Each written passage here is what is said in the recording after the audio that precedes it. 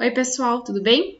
Na aula de hoje a gente vai começar o conteúdo do terceiro ano do ensino médio. A gente vai começar com a unidade 1 do livro, que é Ser Humano, Fisiologia e Saúde. Então, a gente vai entrar dentro dos sistemas fisiológicos, vai falar um pouco sobre saúde humana, o que tem conectado a esses temas, e vamos trabalhar cada um separadamente, tá?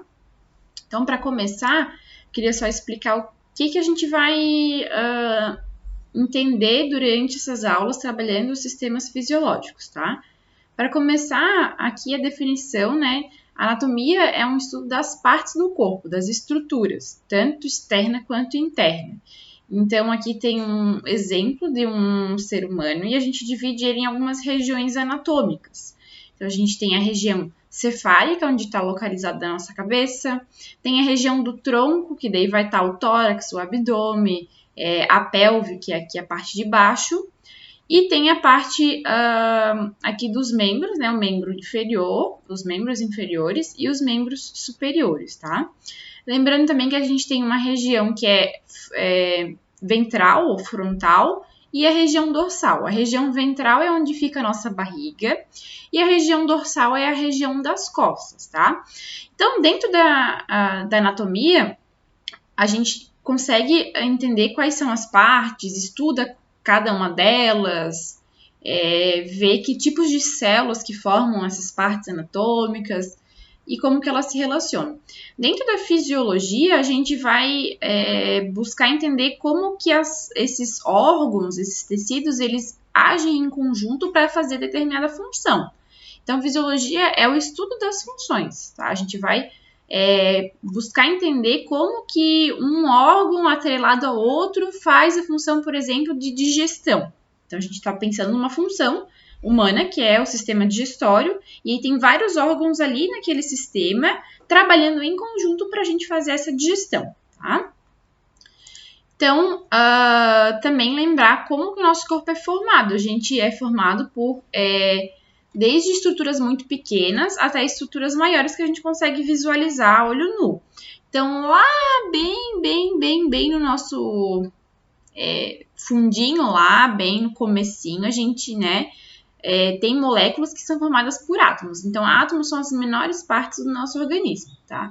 Aí a gente tem átomos de carbono, átomos de hidrogênio, enfim, tá? Oxigênio, todos os átomos lá que vocês aprenderam já em química, tá? Eles unidos formam as moléculas. A gente tem diferentes moléculas aqui, tem uma exemplificação de um DNA, é uma molécula. RNAs também são moléculas, proteínas, lipídios, carboidratos, tudo isso são moléculas, algumas mais complexas e outras menos complexas, tá? Mas elas se formam pela união dos átomos. Várias moléculas em conjunto, a gente tem uma formação de uma célula. Então, lá nas nossas células, a gente tem diversas moléculas trabalhando em conjunto para formar ali uma estrutura que a gente chama de célula. Então, a gente já viu isso lá no primeiro ano do ensino médio, que as células elas são formadas aí por organelas, o núcleo, a membrana plasmática, tudo isso são formado por moléculas. Por exemplo, a membrana plasmática, que é a membrana que envolve as células, é formada principalmente por uma camada lipídica, então lipídios, que são gordura, e também proteínas. Então, a maior parte da composição de uma membrana plasmática é gordura e proteína. Lá dentro das nossas células a gente tem os núcleos, né? Um núcleo ou alguns núcleos, dependendo de que tipo de célula que é. Dentro do núcleo a gente tem, por exemplo, moléculas de DNA e de RNA. Então, é um exemplo aí de uma molécula que está lá dentro do nosso núcleo, tá? Depois das células, a gente tem aí várias células formando os tecidos. E a gente tem tecido epitelial, tecido conjuntivo, diversos tipos de tecido, tá? Cada um deles é formado por tipos específicos de células. Vários tecidos em conjunto podem formar um órgão. Então, aqui a gente tem, por exemplo, um estômago, e esse estômago ele é formado por alguns tipos de tecido. A gente tem aqui células musculares nesse estômago, então formado por células do tecido muscular, e também que tem um tecido epitelial cobrindo esse estômago, tanto por fora quanto por dentro. Então, a gente tem aqui células que formam esse tecido epitelial e o tecido muscular aqui atuando em conjunto para formar esse órgão que é importante, por exemplo, para a digestão, tá? O estômago, em conjunto com outros órgãos, formam o nosso sistema digestório. Então, por exemplo, fígado, intestino grosso, intestino delgado e outros menores aqui, o pâncreas, a vesícula biliar. Tudo isso vai estar atuando em conjunto para fazer uma função, que é a função de digestão. Além disso, o que está na figura, né? A gente não pode esquecer da boca, da mastigação, dos dentes, tudo isso faz parte do sistema digestório. E aí, sim, vários sistemas fisiológicos em conjunto formam um organismo. Então, nós, seres humanos, somos formados por vários sistemas. Sistema digestório, sistema respiratório, sistema cardiovascular, todos eles atuando em função para que o nosso organismo consiga sobreviver e fazer as funções necessárias para a gente manter o nosso corpo. A falta de determinadas moléculas em nossa alimentação, por exemplo, ela vai afetar não só o sistema digestório, ela vai afetar os outros sistemas também. Então, por exemplo, o sistema cardiovascular, ele tem a função de levar nutrientes para as nossas células. Então, se a gente, na ausência ali de uma alimentação balanceada, por exemplo, nosso sistema digestório está com algum problema e não consegue fazer a absorção desses nutrientes, o nosso sistema cardiovascular ele não vai conseguir levar esses nutrientes para as células que precisam e a gente vai ter uma disfunção aí total do organismo. Por isso também é importante que todos esses sistemas estejam atuando em conjunto para que nada de errado aconteça. Quando tem problema num dos sistemas, isso pode ocasionar um problema sistêmico, que a gente chama. Aí, falando agora especificamente do primeiro sistema que a gente vai ver, tá? Que é o sistema locomotor, ou locomoção, ou aparelho locomotor, tá? A locomoção é um ato, então, que a gente consegue fazer, nós seres humanos fazemos, assim como diversos outros animais, e esse aparelho ele é formado por 3 principais componentes. O sistema esquelético, que daí são os ossos propriamente ditos, né? São estruturas bem rígidas, resistentes, que vão dar ali a sustentação e também fazer essa parte de locomoção, tá? O sistema articular, então, são onde os ossos eles se encontram, são regiões de encontro dos ossos que vão permitir movimentos mais rebuscados, como aqui, por exemplo, né? Ele está dobrando aqui o joelho através de uma articulação. Se fosse um osso reto aqui, não conseguiria fazer essa dobra do joelho. Então, essas articulações elas permitem uma mobilidade muito maior. E também o sistema muscular. Então, o sistema muscular ele é o responsável por conseguir fazer essas movimentações. Sem os músculos, a gente não consegue modificar essas articulações e fazer os movimentos. Então, aqui só um exemplo, né, que a gente tem aí a parte do sistema esquelético, que é bem desenvolvida na área da medicina. Então, a gente já tem próteses que conseguem, inclusive, mimetizar movimentos muito parecidos com os dos seres humanos. Algumas próteses, como o do Jamie Lannister aqui, eram bem pouco complexas, né? Ele só tinha ali uma prótese de mão, que não conseguia fazer nada com essa mão. E agora a gente já tem próteses biônicas que conseguem perfeitamente desenvolver a função de um órgão natural, tá? Então, o sistema esquelético, ele é um sistema que é composto por aproximadamente 206 ossos nos seres humanos, tá? Aí em outros animais vai ser diferente. E a gente consegue, através dessa figura aqui, visualizar algumas regiões e diferenciar esses ossos em algumas regiões. Então, a gente tem o que a gente chama de esqueleto axial, que nessa figura aqui ela está demonstrada em vermelho, está destacada em vermelho. Então, fazem parte desse sistema axial os ossos do crânio, que vão estar protegendo o nosso encéfalo, o nosso cérebro. Os ossos aqui em vermelho das costelas, que tem a função de proteger órgãos internos e vitais como o pulmão e o coração. A gente chama isso aqui de caixa torácica. E em amarelo, o que a gente chama de esqueleto apendicular, tá? Que daí são os membros, tanto os superiores quanto inferiores, aqui as pernas, né? Aí aqui cada um tem, né, vários nomes que a gente já ouviu falar, no braço, a gente tem o rádio, a ulna, o húmero, a clavícula que fica aqui em cima, a escápula, enfim, a gente tem diversos ossos aqui formando esse esqueleto humano, né? E a gente ainda tem como parte do sistema esquelético a cartilagem. A gente tem cartilagem em diversos pontos do nosso organismo, como por exemplo na orelha. E aqui também, bem importante, entre dentro das articulações, tá? Todas elas têm cartilagem também. Então, geralmente na extremidade dos ossos a gente vai ver o tecido cartilaginoso, que é um tecido mais mole e mais maleável, a gente vai ver cartilagem. E aqui na caixa torácica tem bastante cartilagem também nas nossas costelas, justamente para que a gente não sofra com impactos. Então, para respiração, ajuda, auxilia a gente ter essa cartilagem, esse tecido mais maleável, e também para impactos. Então, por exemplo, quando tem um bebê, né? Geralmente crianças, elas sobem na mãe, fica amassa ali as costelas e não tem nenhum problema. Se fosse uma estrutura totalmente rígida, isso aí seria um problema um pouquinho maior. Então, a gente consegue fazer essas trocas ali, deixar ele mais maleável justamente para isso, tá?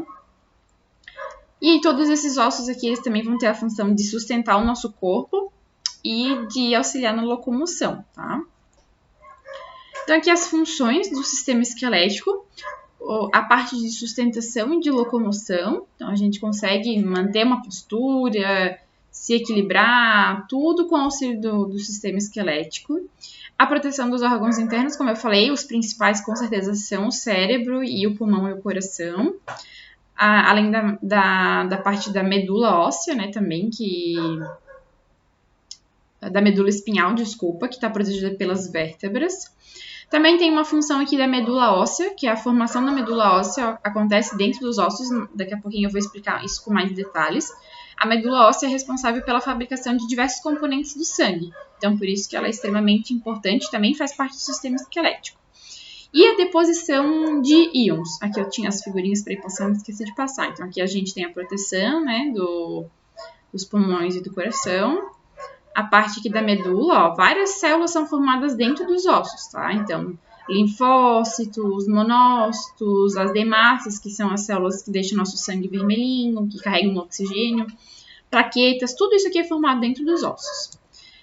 E aqui a deposição de cálcio, tá? Então, os nossos ossos, uma das funções é depositar íons, principalmente de fósforo e de cálcio. Quando a gente tem essa deposição do cálcio lá no osso, a gente tem variações, às vezes, no nosso sangue. O cálcio, ele é importante em diversos locais, não é só para a fabricação ali do osso, né? Para a manutenção dos ossos. Ele é importante em qualquer momento do organismo ali, porque ele auxilia nas trocas e na produção de energia, enfim, em diversos locais. Então, o cálcio o tempo inteiro está sendo monitorado e ele circula através do sangue. Quando o meu organismo está com uma baixa de cálcio, as células elas vão lá nos ossos, capturam esse cálcio que está lá em grande quantidade nos ossos e coloca de volta na circulação para manter os níveis de cálcio ideais. Quando está muito alto no sangue, vai lá e deposita esse cálcio nos ossos. Então, sempre ocorre esse equilíbrio, tá? Então, é um local ali onde o cálcio fica guardado. Ele é importante na formação do osso, mas ele é importante também para ficar ali como se fosse um depósito que está o tempo inteiro à disposição. Então, quando o sangue precisar, ele vai lá e captura esse cálcio dos ossos, tá? Com relação a questão de evolução propriamente dita, né?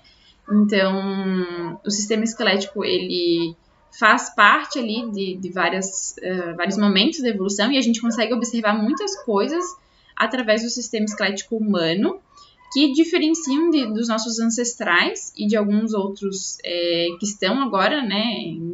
Por exemplo, os outros primatas, a gente consegue observar diferenças morfológicas nesse sistema esquelético e que a gente consegue fazer relações aí evolutivas, tá? Então, os nossos ossos e cartilagens associadas a eles, elas formam esse sistema esquelético e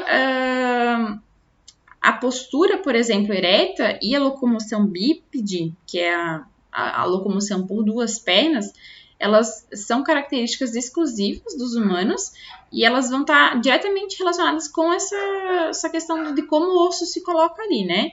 Então, além do rearranjo, do arranjo entre os ossos, alguns eles vão apresentar algumas modificações que fazem com que a gente tenha essa postura ereta e consiga caminhar em duas pernas, né? Então, por exemplo, a coluna, que ela vai apresentar curvaturas, né? Como, por exemplo, a nossa, a gente tem a curvatura ali da lombar, tudo isso vai auxiliar na postura bípede. Além de ossos mais estreitos ou mais alargados, achatados, dos ombros, por exemplo, e da pelve, tá?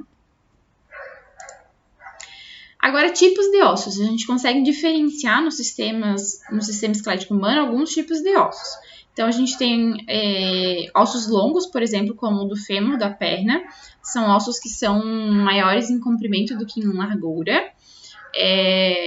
Aí tem vários exemplos, né? O fêmur, o húmero, as falanges dos dedos, são ossos longos também. A gente tem os ossos curtos, e aí a gente não consegue diferenciar se tem um lado maior ou menor, eles são mais ou menos quadradinhos, assim. Não tão regulares, mas eles meio que formam quadradinhos. Um dos exemplos são os ossos aqui da região do carpo e do tarso, que fica mais ou menos aqui no punho ou lá no nosso tornozelo. Eles têm ossos bem pequenininhos e que, em conjunto, eles auxiliam também muito no movimento. Então, a gente consegue fazer essa movimentação do punho justamente porque tem ossinhos muito pequenos aqui dentro do nosso punho que flexibilizam isso.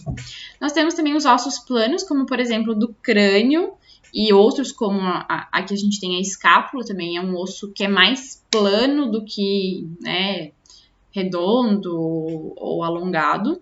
E tem ainda os ossos que são totalmente regulares, que eles não se encaixam em nenhum desses outros três aqui. Então, a gente fala que eles são irregulares. Um dos exemplos são os ossos que formam a nossa coluna vertebral. Então, as vértebras, eles são ossos bastante irregulares, que têm um formato ali específico de vértebra e que a gente não consegue colocar eles em nenhum outra classificação. Quanto ao osso por dentro, como que ele é formado, tá? Aqui eu peguei um exemplo de um húmero, mas eles são bem parecidos com relação à formação de tecido. A gente tem aqui um osso, é um exemplo de um osso longo. Como eu falei para vocês, nas extremidades geralmente tem bastante cartilagem. A extremidade vai fazer parte da articulação. Então, é só vocês lembrarem, por exemplo, de um ossinho de galinha. Então, um ossinho da coxinha da galinha, por exemplo. A gente tem aquela parte, tanto na extremidade onde é ligada a articulação na parte de cima do corpo, quanto a articulação que é ligada à pata da galinha, a gente vai ter bastante cartilagem. A gente até consegue tirar aquela cartilagem, tem muita gente que gosta de comer, enfim, ela é bem molinha, vai fácil, né? Não só a cartilagem, como também a parte mais extrema, ela também é bastante mole na galinha, tá? Assim como nos mamíferos também, ela é mais maleável, mais mole.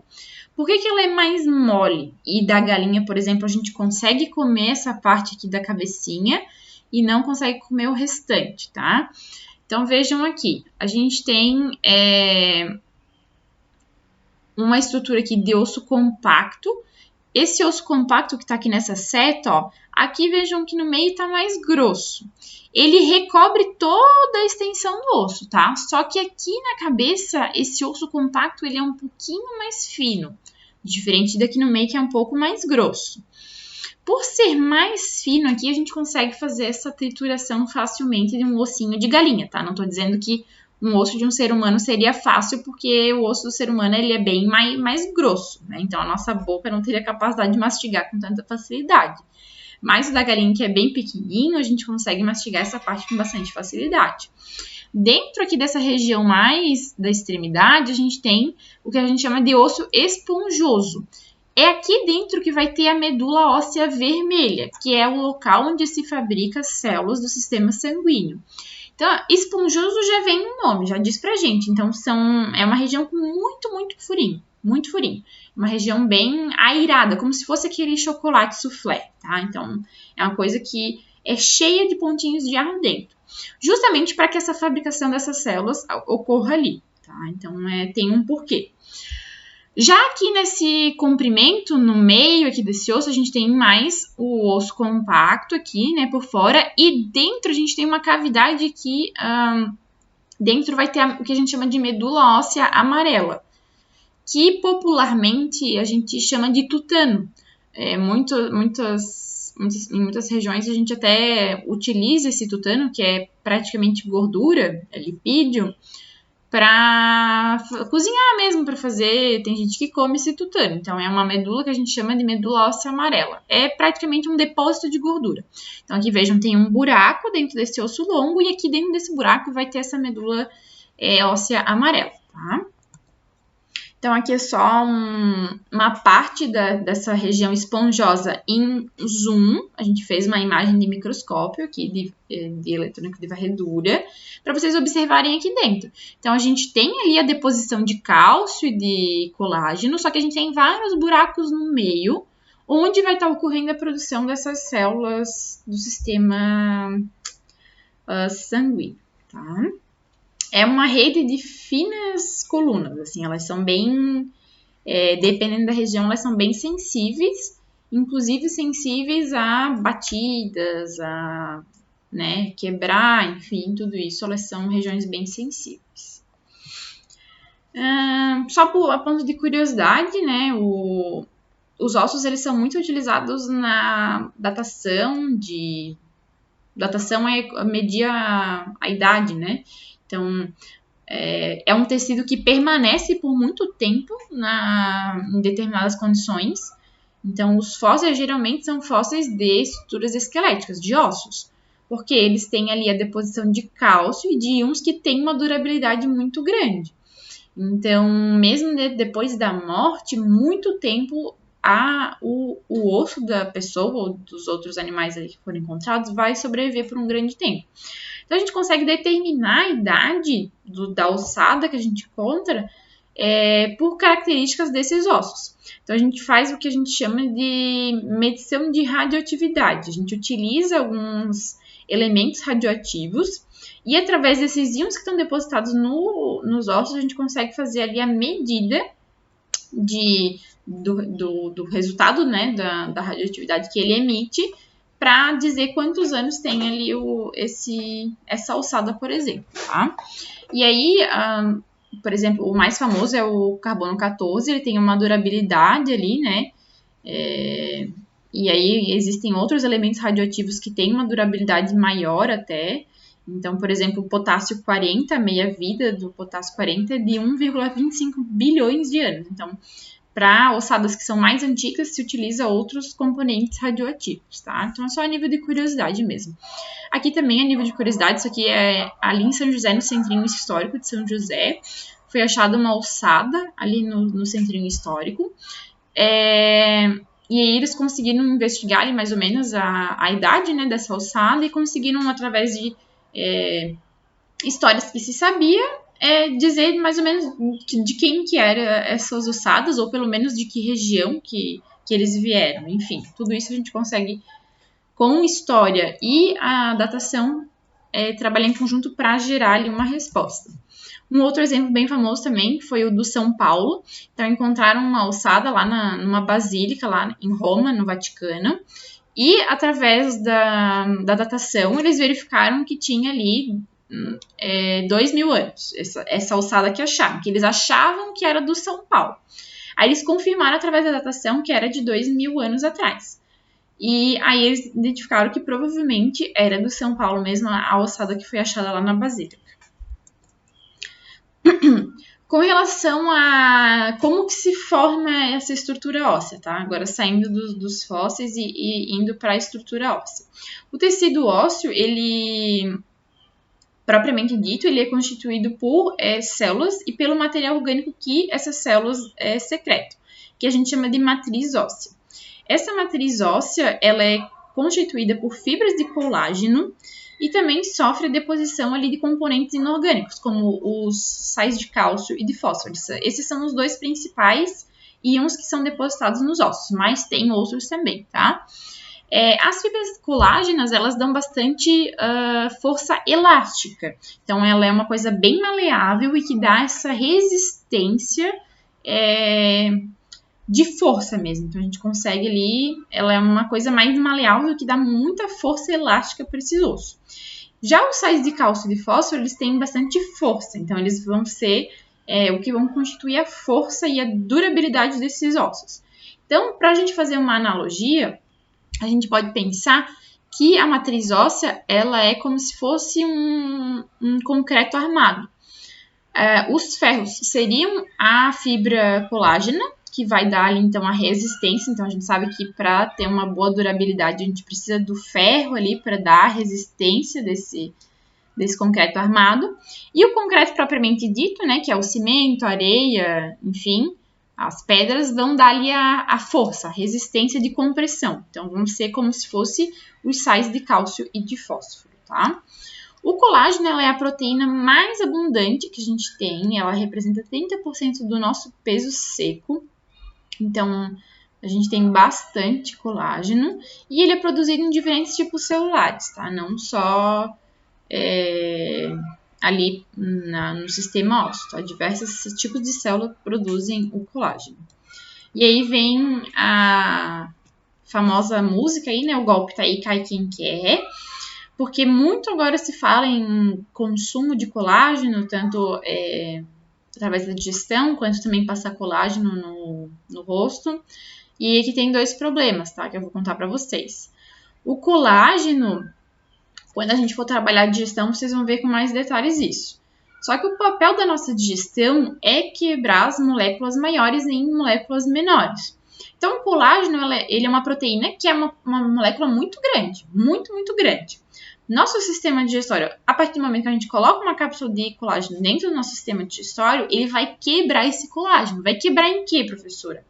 Bom, é uma proteína. Proteínas são formadas por aminoácidos, que são as partes menores das proteínas. Então, nosso sistema digestório vai quebrar esse colágeno em partes menores, que são os aminoácidos. E aí, sim, o nosso intestino ele absorve esses aminoácidos e isso cai na corrente sanguínea. Esses aminoácidos, eles formam todas as proteínas do nosso corpo. Então, não necessariamente esses aminoácidos que foram formados através do colágeno vão gerar colágeno dentro do nosso corpo. O nosso corpo, ele produz colágeno. Só que pode ser que esse aminoácido ele não vá fazer parte do colágeno naquele momento. Ele vai produzir actina e miosina, que fazem o músculo, por exemplo. Ou vai produzir qualquer outro tipo de proteína. Então, não necessariamente o colágeno que a gente consome vai virar colágeno dentro da gente. Muito pelo contrário, tá? Bem provável que não. Porque o colágeno ele é produzido por alguns tipos de célula no momento que precisa de colágeno. Não é porque a gente está ingerindo colágeno que a gente vai ter mais colágeno dentro da gente. E muito menos isso aqui, tá? Cremes com colágeno e afins. Por quê? Como eu falei para vocês, o colágeno ele é uma proteína muito grande. Então, a nossa pele ela não tem a capacidade de absorver o colágeno. Além da formação da matriz óssea, o colágeno também ele auxilia muito na pele a questão da firmeza, do elástico, né? Então, a gente, quando tem mais colágeno na nossa pele, ela fica mais esticada, com um aspecto mais jovem. E é isso que a gente vai perdendo conforme a gente vai envelhecendo. A gente vai parando de produzir esse colágeno da pele. Só que quando a gente passa um creme de colágeno, esse colágeno não é absorvido, ele fica do lado de fora e nada acontece. Por isso que o golpe tá aí, cai quem quer, tá? A importância da gente ler as coisas, ver as coisas na TV, nas redes sociais, e a gente ser crítico a essas coisas. Com relação à medula óssea, que eu falei para vocês, que é importante, né? Que é produzido dentro dos ossos. Ela não faz parte especificamente do sistema esquelético, né, do sistema locomotor, mas a medula está dentro dos ossos, então por isso que a gente fala dela aqui, tá? Mas ela vai fazer parte dos sistemas cardiorrespiratório, né? Então, da respiração e da circulação. E também ali desse sistema imune, porque algumas dessas células produzidas na medula, elas fazem parte do sistema imune, tá? Então, a gente tem 2 tipos de medula. A gente tem a medula óssea vermelha, que eu falei para vocês que fica mais na extremidade dos ossos. E em pessoas jovens, ela fica também na extensão, porque em pessoas jovens, o osso é um pouquinho diferente, e ele tá ali ainda em processo de formação. E essas células também estão em processo de formação, então elas precisam de de muitas coisas ali acontecendo ao mesmo tempo para gerar essas células. Então, na medula óssea vermelha, a gente produz eritrócitos, que são as hemácias, as células que carregam o oxigênio, os leucócitos, que são as células de defesa, como linfócitos, e as plaquetas também, tá? Já na medula óssea amarela, que eu falei para vocês que está lá no meio do osso, né, que é o famoso tutano, é formado por tecido conjuntivo a partir de células adiposas. Então, ali é um depósito de gordura, basicamente, tá? Falando em medula óssea, a gente também pode falar sobre a doação de medula óssea, tá? A doação de medula óssea, para você fazer o cadastro no REDOME, que é o Sistema Nacional de Doação de Medula Óssea, é bem tranquilo. Você vai até o EMOSC, você doa 8 ml de sangue, então é um tubinho de sangue, que nem se fosse um exame normal. A partir dessa doação de sangue, o EMOSC ele vai fazer uma análise daquele teu sangue. Então, ele vai verificar ali proteínas que a gente fala muito sobre compatibilidade de medula, né? Então, existem algumas proteínas que conferem essa compatibilidade. Então, se eu tiver uma medula compatível com a sua, nós podemos trocar medula. A gente pode ser um doador do outro. Quando que a doação de medula óssea se faz necessária? Em alguns tipos de doença, como leucemias e outras, tá? Então, às vezes a pessoa ela tem ali um problema na medula óssea, ela está produzindo células que são anormais ou ela não está mais produzindo essas células do sistema sanguíneo. Então, ela precisa de uma medula óssea nova, ela precisa de componentes ali, de células-tronco que vão formar células do sistema sanguíneo novas e saudáveis. Por isso que a gente faz essa troca. Então, a pessoa que vai receber a medula, ela recebe um tratamento para diminuir a formação das células dela. Então, ela fica bem zero produção. Essas células dela são mortas. E aí, ela recebe as células de uma pessoa saudável, tá? Essa doação, ela tem 2 tipos. Um tipo é uma aqui interna. Então, acontece uma anestesia que pode ser peridural ou a geral, requer uma internação, tanto da pessoa que vai receber quanto da pessoa que vai doar. O procedimento de doação leva em torno de 90 minutos, então é bem rápido. E a medula de quem doa, ela se recupera em 15 dias, então é uma coisa bem rápida, não tem nenhum risco, tá? Ela é retirada da medula, mas isso é um procedimento super seguro, extremamente seguro. E as pessoas que doam, elas podem voltar à vida normal na primeira semana depois da doação e segue a vida. E acabou salvando uma vida de alguém, né? Então, essa pessoa que recebeu, com certeza, para ela não foi indispensável. E também há um outro tipo de doação de medula, tá? Que é a coleta por aférese. Nessa, o doador da medula, a pessoa que está saudável, ela recebe uma medicação por mais ou menos 5 dias. Essa medicação ela vai fazer com que essa pessoa ela produza em maiores quantidades células-tronco dessas células sanguíneas. Então, ela vai produzir com maior quantidade do que o normal, durante aquele período que ela está recebendo esse medicamento, tá? Aí, ele vai sentar lá como se fosse uma cadeira de doação do EMOSC. Vai ter um tubinho que vai retirar o sangue. Esse sangue ele vai passar por uma máquina que filtra, que nem essa que tá aqui, tá? Vai filtrar esse sangue, vai devolver o que não quer pro paciente, pro doador, e vai coletar ali essas células-tronco que esse doador está produzindo a mais nesses dias de medicação. Essas células-tronco, então, elas vão ser depois implantadas na pessoa que está recebendo a medula óssea, tá? Então, isso aqui é um procedimento bem menos invasivo. Você toma a medicação ali por 5 dias e esse processo aqui também ocorre em horas. Você não precisa internar, não precisa de anestesia. É como se fosse uma doação de medula, uma doação de sangue, só que com um pouquinho mais de tempo ali de doação, tá? Porque precisa filtrar e o sangue volta para você. Então, o que a pessoa não quer, por exemplo, é massas já formadas, plaquetas já formadas. Nada disso é interessante para quem vai receber. A pessoa só quer receber as células-tronco, que são as células que vão formar todas as outras células. Então, só filtra isso ali, tá?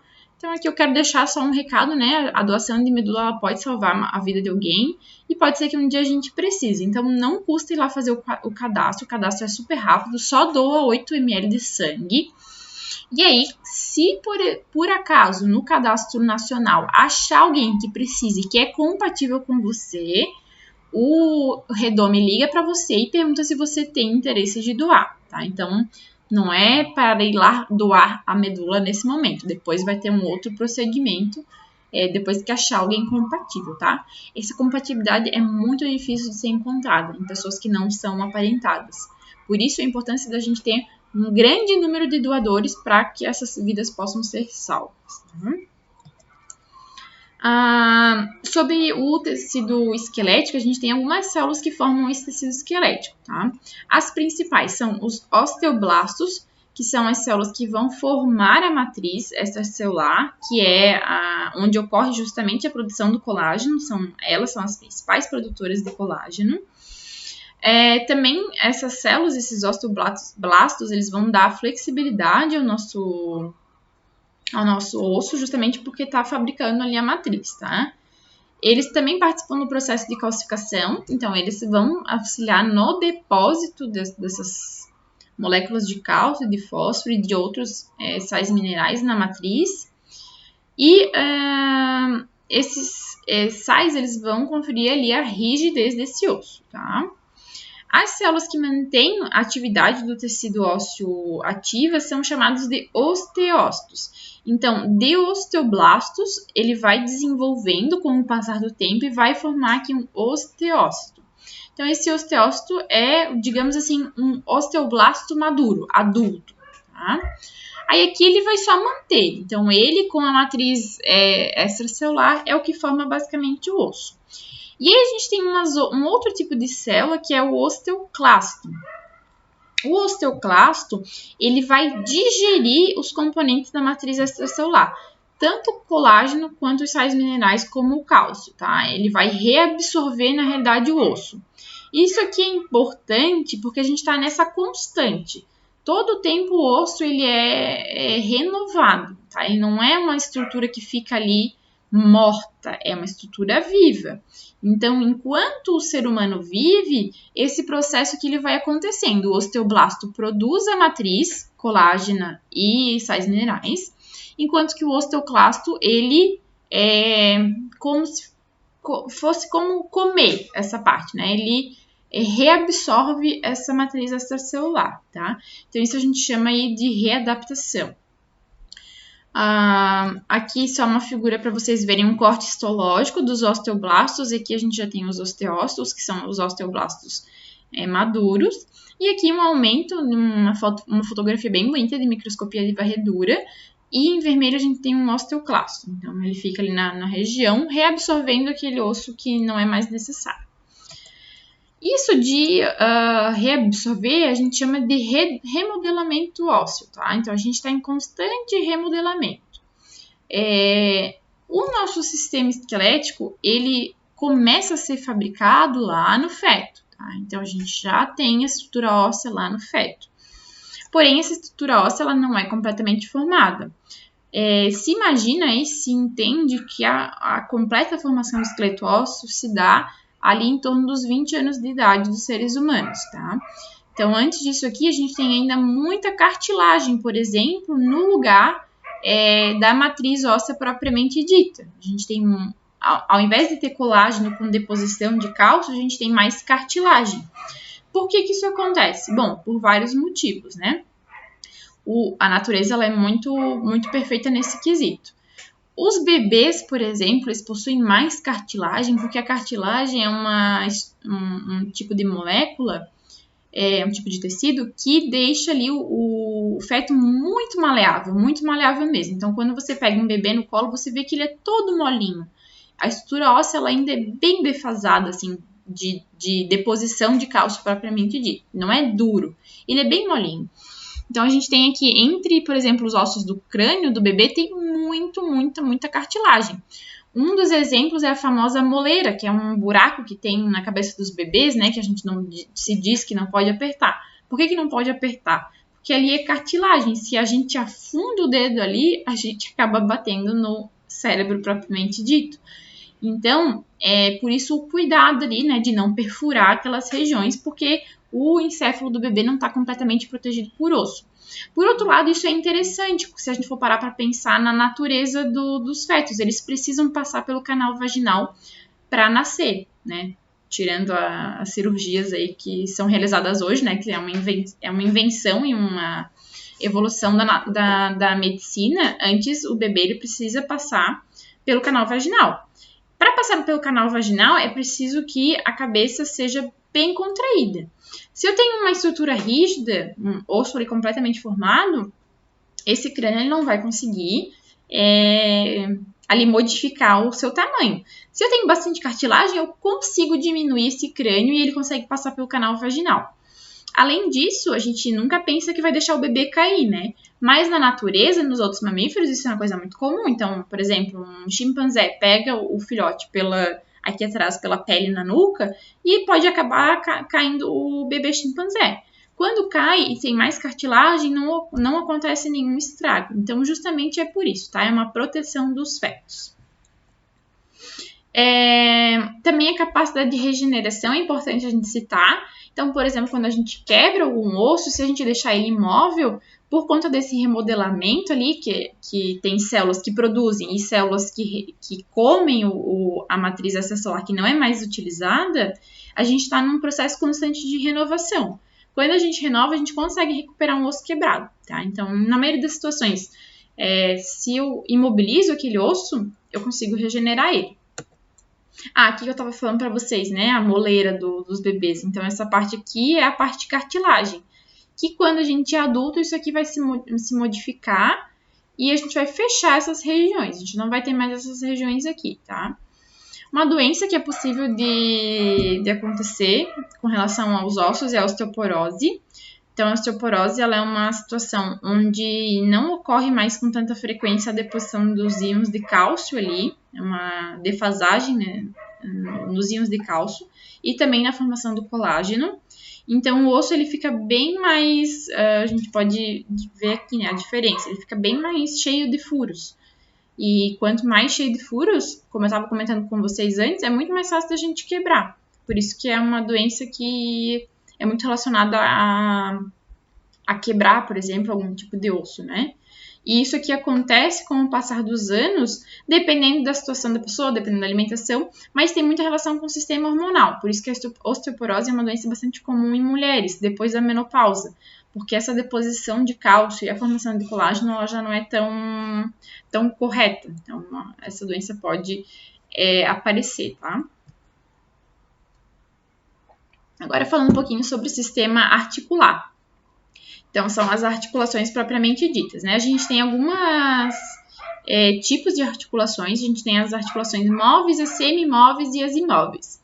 Aqui, por exemplo, nos ossos do crânio, a gente tem as saturas, que são aquelas regiões aqui dos bebês, né? São saturas também, com cartilagem. Com o passar do desenvolvimento, a gente vai fechando. Só que ainda assim fica ali a união entre dois ossos. Então, essas regiões aqui a gente chama de articulações imóveis, porque elas não se mexem, elas são só a união de dois ossos que estavam mais afastados antes. Articulações semimóveis, a gente pode citar o exemplo das vértebras, então elas têm uma certa mobilidade, a gente consegue abaixar, dobrar a nossa coluna vertebral, mas a gente não consegue fazer grandes movimentos com isso, né? Então, por isso que a gente chama elas de semimóveis.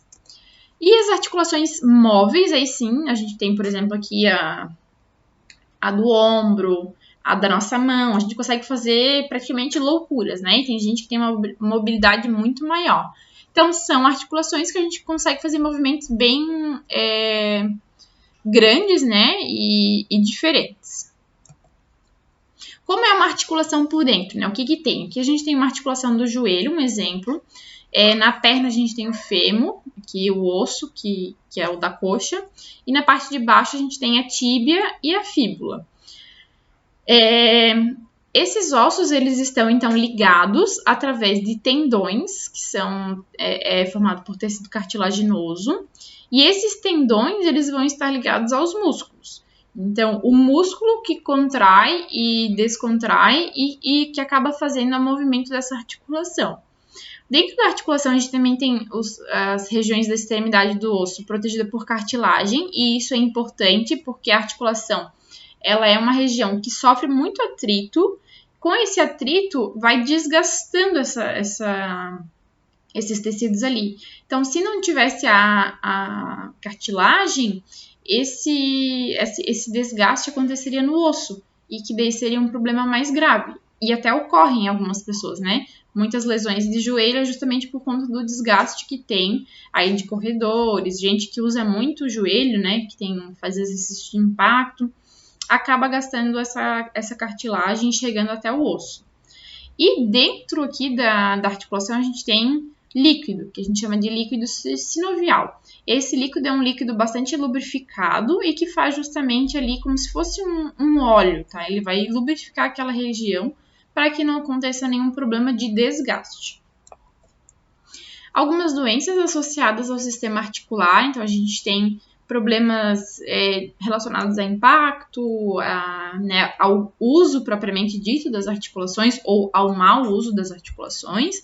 E a gente tem doenças também como artrite. A artrite pode ser uma doença autoimune ou pode ser alguma coisa ligada ao impacto ou à utilização também da articulação, e que pode deformar essas articulações, tá?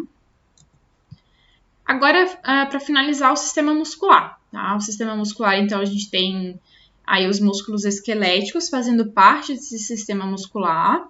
Eles vão manter a nossa postura, eles vão estabilizar as articulações e eles também participam da sustentação do nosso corpo. Então, uma musculatura fortalecida é sinal de uma pessoa com uma postura fortalecida. Então, se a gente tem uma musculatura muito enfraquecida, a pessoa já tem problemas ali relacionados ao equilíbrio, a postura, tudo isso, tá?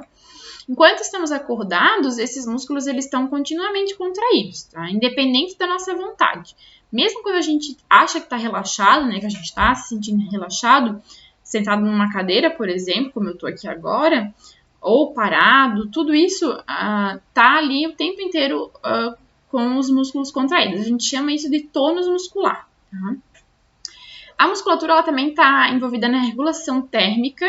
Então, por isso que a gente tem calafrios, né? Quando a gente tem essa sensação de desconforto com relação à temperatura, o nosso músculo ele contrai ali rapidamente e faz o calafrio justamente para tentar reverter essa situação.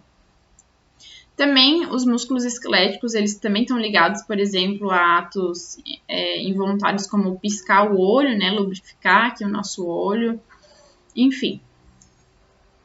Como que funciona o sistema muscular, né? Para que ele serve além dessas coisas que eu estava comentando aí com vocês?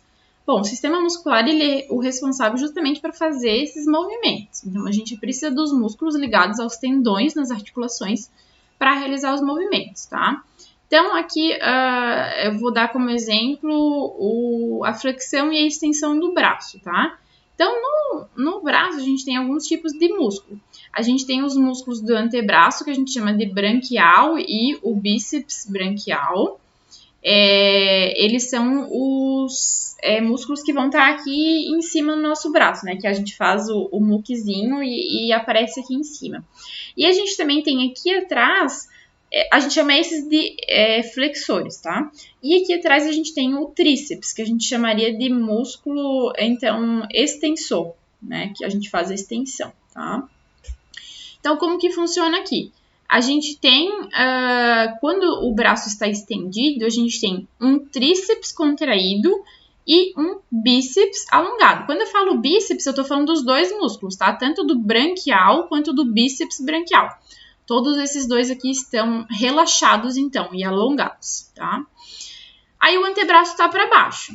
Quando eu quero subir o antebraço, acontece um movimento contrário.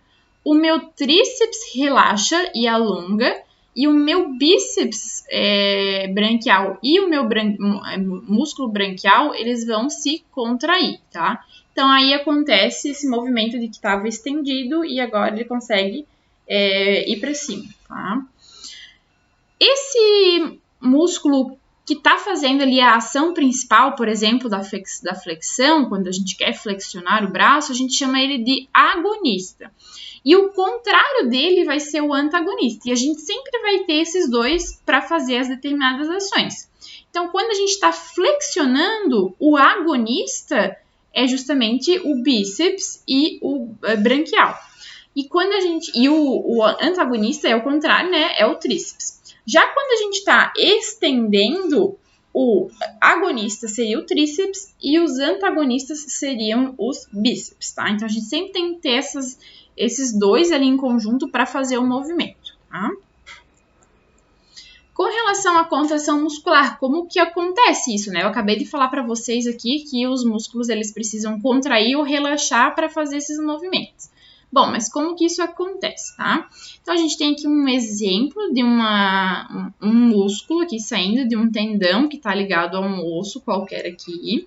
Cada músculo esquelético, ele é formado por feixes de fibras musculares.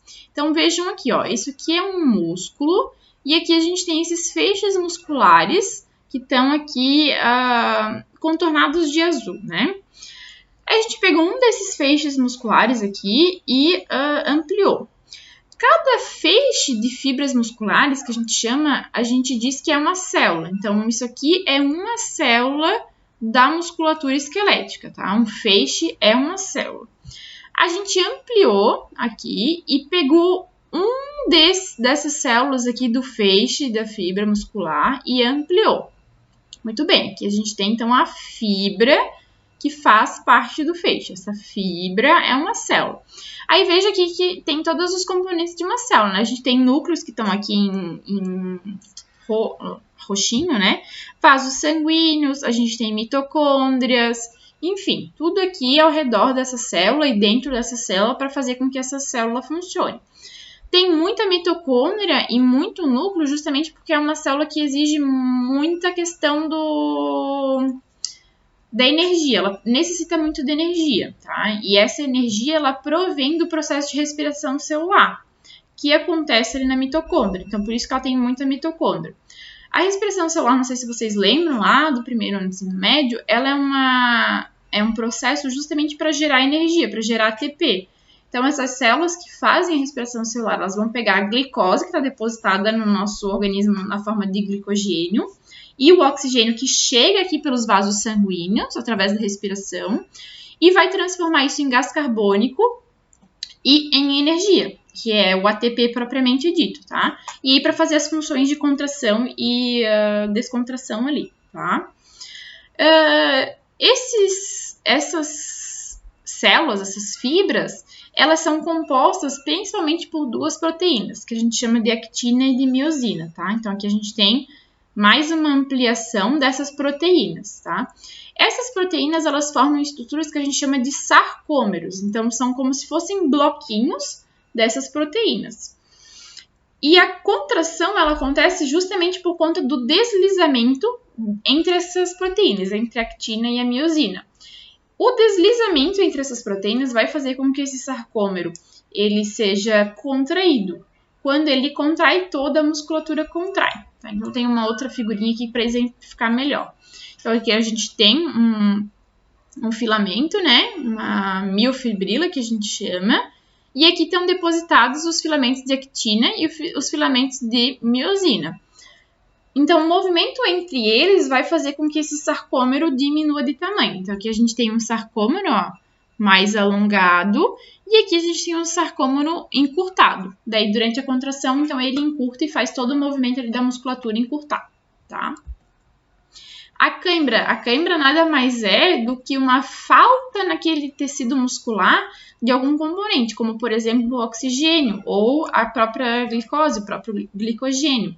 A cãibra, ela vem, às vezes, de uma atividade física um pouco exacerbada, né? A gente ou não se alimentou direito, ou está sem depósito de oxigênio ali chegando naquelas células musculares. Então, o músculo ali faz essa cãibra justamente para tentar equilibrar ali as quantidades de oxigênio, tá? E a última informação é com relação ao sistema nervoso, tá? a regulação nervosa desse movimento. Ela acontece, então, através de um impulso nervoso, né? A gente tem uma função lá no nosso cérebro, na nossa medula, que vai mandar a gente fazer essas contrações aí da musculatura. Então, esses sarcômeros, eles se contraem estimulados por componentes químicos. E esses componentes químicos vêm através dos neurônios, tá? Então, o neurônio ele vai passando uma informação desde lá do cérebro, chega lá no neurônio que está em contato com a musculatura. Aqui nas terminações do neurônio, essas terminações elas liberam componentes químicos que daí vão dar a informação. Contrai, não contrai. Então, ali, essas informações químicas é que vão dar o resultado, então, da contração desses tecidos, tá? Então, a gente precisa da regulação nervosa para fazer a contração muscular. E por hoje era isso, pessoal. Até a próxima aula.